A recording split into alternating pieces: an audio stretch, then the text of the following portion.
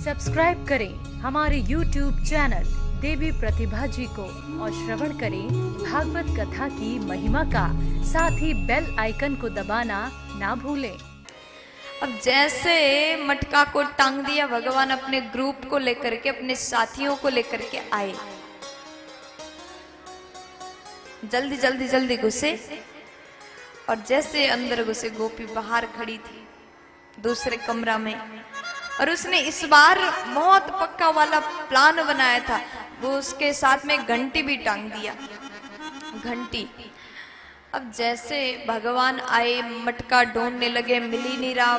भगवान ने देखा ऊपर टंगा हुआ था, ऊपर टंगा हुआ है मटका। अब उसके बाद में मटका टंगा हुआ था, भगवान बोले अब कैसे उतारे, हम सब छोटे छोटे हैं।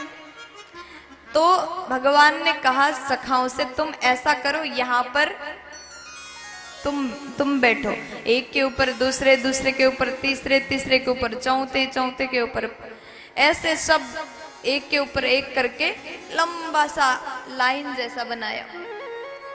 और सबसे ऊपर चढ़े हमारे माखन चोर। जैसे सबसे ऊपर चढ़े और उसके बाद भगवान ने देखा घंटी भी, अब इसका क्या करें। भगवान ने कहा देखो घंटी, एक बात करते हैं तुमसे, एक काम करना, मैं सबको माखन खिलाने जा रहा हूं, तुम बजना मत, आवाज मत करना, बिल्कुल चुप रहना। घंटी बोली ठीक है। भगवान ने माखन निकाला, सखा को खिलाया, फिर निकाला, दूसरा को खिलाया, फिर निकाला, सभी को खिला दिया। अब सभी ने खा लिए, सबका पेट भर गया। और उसके बाद भगवान माखन निकाल करके स्वयं जैसे खाने लगे तो घंटी बजने लगी, घंटी बजी। अब जैसे ही घंटी बजी, गोपी दौड़ के आई, सभी सखा वहां से भाग गए, भगवान नीचे गिर गए और गोपी ने हाथ में पकड़ा, आज तो हमने तुम्हें रंगे हाथ पकड़ लिया, आज तुम्हें कोई नहीं बचा सकता। भगवान ने घंटी को देखा, तुमसे तो मैं बाद में बात करता हूं, अभी मैं गोपी के सवाल का जवाब दूं।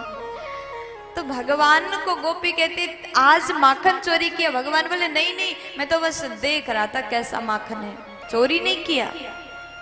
तो ये हाथ में क्या लगा है। भगवान बोले अच्छा ये तो मेरी मैया ने जो मड़ी पहनाया है, ये बहुत जलन कर रहा था, गर्म हो रहा था, तो मैंने सोचा थोड़ा शीतल कर लूं, शीतल करूं। माखन में हाथ डाल के अपने हाथ को ठंडा कर रहा था। वैसे मेरे घर में क्या कमी है, मेरे घर में तो 9 लाख गाय हैं, तुम्हारे यहाँ क्यों आऊंगा चोरी करने, माखन खाने।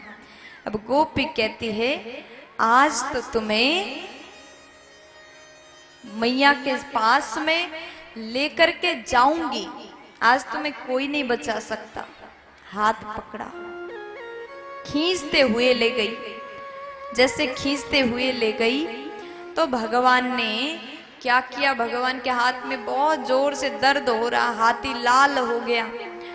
तो भगवान गए, थोड़ा आगे गए, गोपी ने यहाँ तक घूंघट डाल रखा था। भगवान बोले अब कुछ उपाय तो करना पड़ेगा, बच के निकलना पड़ेगा। भगवान ने देखा उस गोपी के पति उधर से आ रहा था। भगवान बोले आ जाओ, इधर आओ। अब वो आ गया बेचारा। भगवान बोले गोपी से देखो मेरे हाथ में दर्द हो रहा है, एक काम करो दूसरे हाथ पकड़ो। गोपी बोली ठीक है। प्रेम तो भगवान से बहुत करती थी ना। भगवान ने जैसे कहा मुझे दर्द हो रहा है, तब गोपी कहते ठीक है दूसरा हाथ पकड़वाओ। भगवान ने दूसरे हाथ के बहाने उसके पति के हाथ को पकड़ा दिए। अब भगवान छोटे से दौड़ के गए, सबसे पहले अपने घर में गए, हाथ धो करके, हाथ मुंह धो के अच्छे बन के अंदर बैठ गए। अब गोपी जैसे पति को खींच करके ले जा रही, आज तो तुम्हें मैं बता करके रहूंगी, आज तो यशोदा को पता चल ही जाएगा, मेरे पास में सबूत है। अब पति को खींच करके ले जा रहे, खींच करके ले जा रहे, पति बेचारा जा रहा है। और जैसे गई यशोदा जी को बोला अरे यशोदा रानी बाहर आइए। यशोदा जी आई, जैसे बाहर आई और गोपी को कहा क्या है, क्या बात है। गोपी कहती मैया रोज तो आपने हमारे बात का विश्वास नहीं किया, और आज मेरे पास में सबूत है। आपने कहा सबूत हो तो बताओ।